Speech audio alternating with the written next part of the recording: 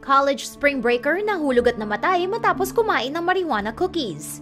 Si Levi Tamba Pongi ay isang 19-year-old na international student sa Northwest College sa Wyoming at siya ay nag-spring break sa Denver. Namatay siya noong isang buwan nang nahulog siya mula sa 4th floor balcony ng isang Holiday Inn. Habang nagbabakasyon si Tamba sa Denver, isa sa kanyang mga kaibigan ang bumili ng marijuana cookies mula sa isang legal na supplier. Matapos kainin ng cookies, isa sa kanila ang sumama ang pakiramdam habang okay naman ang iba. Si Tamba ay sumama ang loob, nagalit at biglang hinatak ang mga kagamitan mula sa pader. Tinangka siyang patahimikin at pakalmahin ng kanyang mga kaibigan pero lumabas sa kwarto si Tamba. Tumakbo siya papunta sa balcony at tumalon pababa kung saan siya'y namatay.